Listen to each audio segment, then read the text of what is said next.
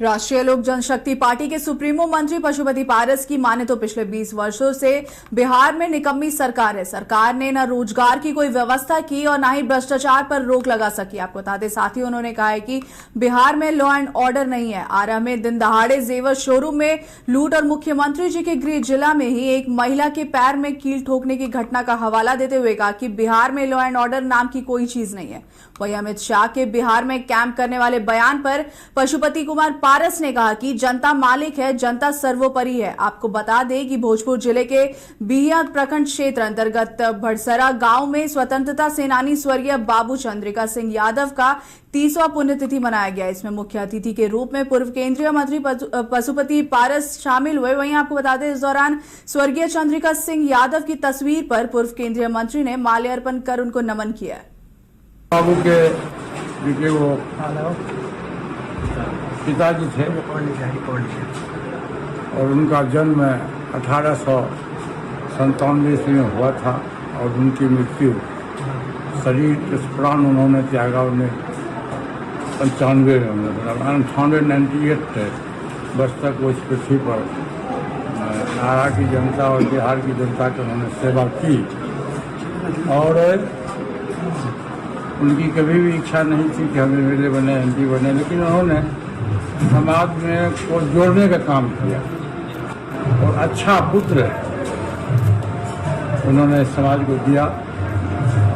आज के ज़माने में मैं समझता हूँ कि लाखों में करोड़ों में कोई एक दो बेटा ऐसा होता है जो माँ बाप को याद करता है। नहीं तो जिंदगी जब जिंदा रहता है माँ बाप तो उसको नौकर के माठर भेज देता है कि जाओ हाँ खिला हुए घर से निकालता भूखे रख देता है। ये कलयुग का जमाना है, लेकिन इस कलयुग में भी इनके जैसे महान व्यक्ति उन्होंने पैदा किया। और एक देहात में कहावत है कि बढ़े पुत्र पिता के घर में खेती उपजे अपने कर। माँ बाप का जो स्वभाव होता है तो उसके बच्चे पर जाता है।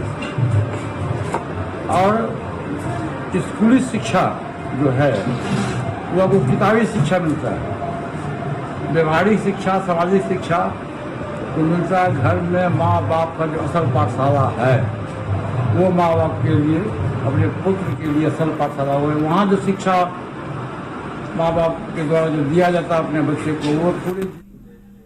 हरिभूषण ठाकुर के होली पर दिए गए बयान को लेकर सदन के बाहर विपक्ष के विधायक विरोध करें। आपको बता दें, ठाकुर ने कहा था कि होली के दिन मुस्लिम बाहर ना निकलें। इस पर आरजेडी विधायक रामवृक्ष सदा ने प्रतिक्रिया देते हुए कहा कि यह देश संविधान से चलता है, ना कि किसी के बोलने से। बीजेपी अपने बयान से सिर्फ दंगा भड़काना है। मुस्लिम समाज से बड़ी अपील की है कि जिस दिन होली है उस दिन घर से बाहर नहीं निकले, बड़ा कलेजा हो तो घर से बाहर नहीं। यह गलत है। हिंदू, मुस्लिम, सिख, ईसाई सभी मिलकर यह देश बनाई। यह देश संविधान से चलता है, किसी के बोलने से नहीं चलता है। इसलिए इन लोगों का मानसिकता गिरा हुआ है और यह लोग आगे चुनाव है फिर से बिहार में दंगा करा के लोग सत्ता में आना चाहता है। आरा में 25 करोड़ की लूट हुई है विधायक जी। यह सरकार की विफलता है। लूट, हत्या, बलात्कार बिहार में लगातार हो रहा है और सरकार के नाक के नीचे हो रहा है और सरकार कान में तेल देके लोग आरक्षण को लेकर के विरोध कर रहे हैं। आरक्षण छोड़ गर्दी छोड़ की मांग जो है वो आप लोग कर रहे हैं।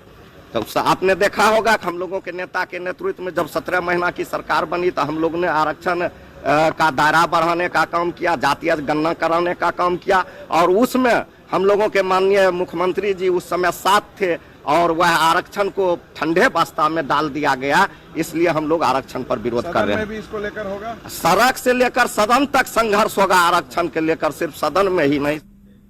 भारतीय जनता पार्टी के विधायक हरिभूषण ठाकुर के बयान पर बिहार में सियासत तेज है। आपको बता दें, विपक्ष लगातार उनके बयान पर हमलावर और बीजेपी विधायक पर कार्रवाई की मांग कर रहे हैं। वहीं बचौल के बयान पर हो रही राजनीति पर बिहार सरकार के मंत्री श्रवण कुमार का बयान सामने। आपको बता दें, उन्होंने कहा है कि उनको ऐसे शब्दों का इस्तेमाल और चयन नहीं करना चाहिए जिससे किसी की आस्था को ठेस पहुंचे। हमने कल ही कहा था कि देश और राज्य संविधान, नियम और कानून से चलता है। संविधान में सबके लिए अलग अलग प्रोविजन किया हुआ है। वहीं किसी भी जाति और किसी भी धर्म पर व्यक्तिगत राय नहीं थोपी जा सकती है। जिसको जिस धर्म में आस्था है वह अपने हिसाब से मनाते हैं। कि देश और राज्य संविधान से चलता है, नियम से चलता है, कानून से चलता है।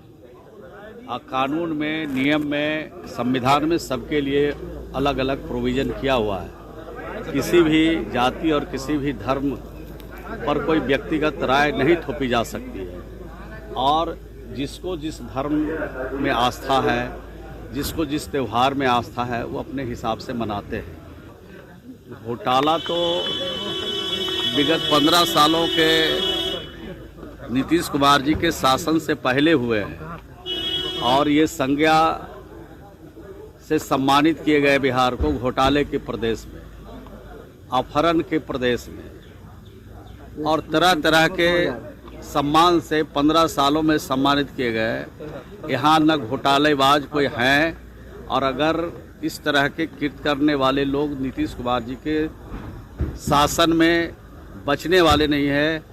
हर हालत में कानून के हिसाब से। किसानों के बीच किसान पुत्र के रूप में लोकप्रिय मोकामा के कृषि पदाधिकारी रविंद्र कुमार सेवानिवृत्त हो गए हैं। इस अवसर पर कृषि सभागार में रविंद्र सिंह को भावभीनी विदाई दी गई। आपको बता दें, BDO Ravi Kumar, BPRO Anjani Singh, CDPO और मुखिया संघ के अध्यक्ष शशि शंकर शर्मा ने कर्मठ कृषि पदाधिकारी रविंद्र सिंह की ईमानदारी और कर्मठता की खूब सराहना की है।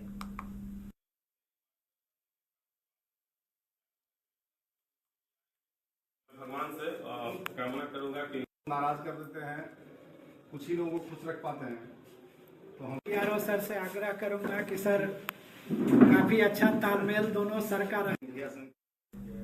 मधेपुरा जिले के उदा किशुनगंज अनुमंडल मुख्यालय से श्री कृष्णा डिग्री संध्या महाविद्यालय के सभागार में नेशनल जर्नलिस्ट एसोसिएशन के बैनर तले 1 दिवसीय कार्यशाला सह होली मिलन समारोह का आयोजन किया गया। आपको बता दें, कार्यक्रम का विधिवत उद्घाटन श्री कृष्णा डिग्री संध्या महाविद्यालय के संस्थापक प्रोफेसर माधवेंद्र झा, राष्ट्रीय पदक से सम्मानित प्रशिक्षक doctor Rajeev Kumar Singh, national journalist association के प्रमंडलीय अध्यक्ष शंकर कुमार, जिला अध्यक्ष डॉक्टर सुलेंद्र कुमार, प्रवीण गोविंद के द्वारा संयुक्त रूप से दीप प्रज्वलित कर किया गया। आपको बता दें, इस दौरान मौजूदा दौर में पत्रकार और पत्रकारिता की भूमिका पर, पत्रकारों की सुरक्षा, पत्रकारों के आर्थिक उन्नयन पर विशेष रूप से विचार विमर्श किया गया है।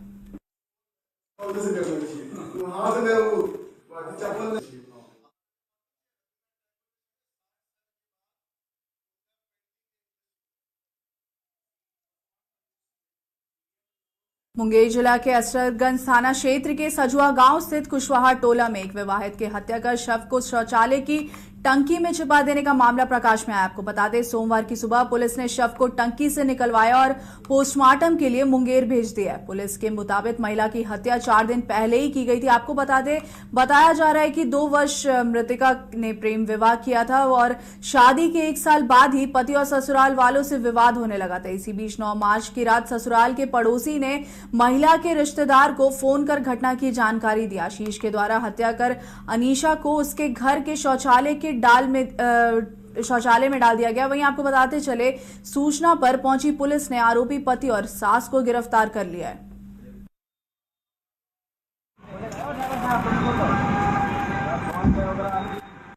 ये सजुआ गांव है, सरगंज थाना अंतर्गत। उसमें 6 तारीख को सूचना मिली थी कि एक विवाहित महिला जो है वो घर से गायब हो गई है। तो मायके पक्ष वालों ने भी और इसके ससुराल पक्ष वालों दोनों ने ही थाने में सूचना दी थी और उनका कहना था कि महिला कहीं चली गई है, गायब हो गई है। अनुसंधान हम लोगों ने प्रारंभ किया तो सूचना मिली कि जो घर का कैंपस है, उसी कैंपस में जो टंकी होती है शौचालय की, उसी में इसकी बॉडी है। तो थाना की टीम, एफएसएल की टीम वहाँ मौके पे पहुंची और इसमें 2 व्यक्तियों की अरेस्टिंग हुई है। जो इसके घर के एक तो इसका हस्बैंड है और इसकी सास है, उसकी अरेस्टिंग हुई है और उनसे पूछताछ जारी है। घर के अंदर ही संदिग्ध हालत में ये बॉडी मिली है और जो ससुराल पक्ष वाले हैं उनके द्वारा लगातार पुलिस को भ्रमित किया जा रहा था कि वो लड़की कहीं गायब हो गई है, चली गई है, जबकि उन्हीं के घर से पीछे से बॉडी मिली है। इसमें एफएसएल की टीम विजिट की है। इसमें हम लोग ने दहेज हत्या का केस दर्ज करते हुए इस पर आगे कार्रवाई। आरा जिले के उदवंत नगर थाना क्षेत्र के गजराजगंज ओपी अंतर्गत नवादा बेन में सोमवार की देर रात हथियारबंद बदमाशों ने ममेरे भाई की शादी में आए एक युवक की गोली मारकर हत्या कर दी। आपको बता दें, घटना को लेकर गांव में आसपास के इलाके में सनसनी मच गई है। वहीं घटना की सूचना मिलते ही Gajrajganj OP incharge Hariprasad Sharma police बल के साथ घटनास्थल पर पहुंचकर मामले की छानबीन में जुट गए। आपको बता दें, जानकारी के अनुसार मृतक पटना जिला के फुलवारी शरीफ थाना क्षेत्र के कूरजी मोहम्मदपुर निवासी लालजी चौहान का 24 वर्षीय पुत्र नीरज कुमार उर्फ कल्लू है।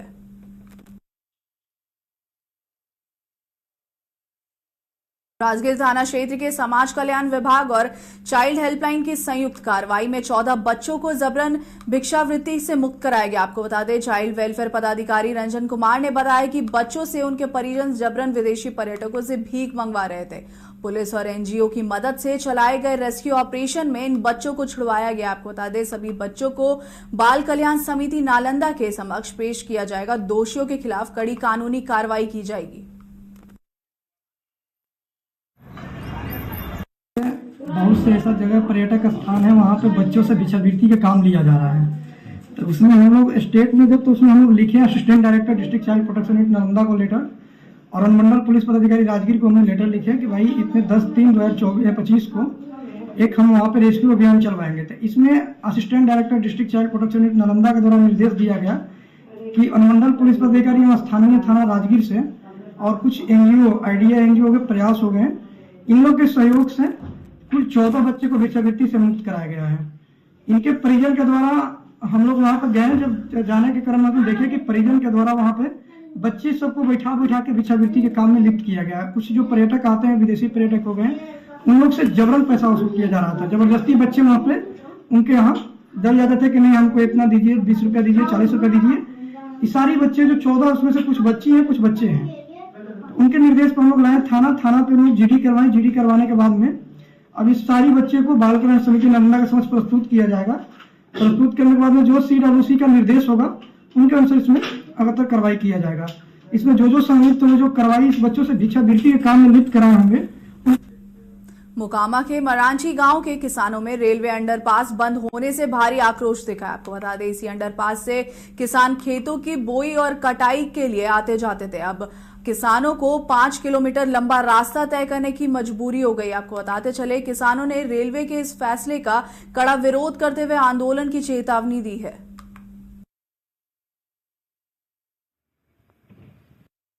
हमारा जाने का राह बंद कर दिया गया। किसान को हम तबाह है, बोझा लाने के लिए जाने के लिए कुछ तबाह है। इधर भमरा बंद कर दिया, उधर भमरो दिया, जाने का राह कोई उपाय नहीं।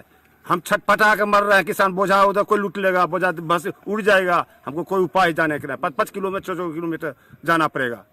हम तो तबाह है। कौन दे दिया साइड, कम से कम साइड से हमको राहत जाने के लिए भमरा मिला दे। विरोध हम नहीं कर रहे हैं। हम लोग का मांग है कि हम लोग का जब पूर्वज के द्वारा जो रेलवे के द्वारा रास्ता मिला, इसको कलभट, रेलवे कलभट में टाल जाने के लिए मात्र हम लोग का एक रास्ता है, जो 20,000 आबादी से हम लोग इसमें क्रॉस करेंगे। टाल में जितना लोग मजदूर है, 50,000 60,000 मजदूर लोग कटनी करने जाता है, बुआई करने जाता है, घास करने जाता है, सबको आने जाने के लिए 5 किलोमीटर का परिक्रमा करना पड़ता है। इसको बेवजह बंद कर दिया गया है, बिना देखे समझे, बिना कोई पब्लिक से राय विचार किए हुए इसको बेवजह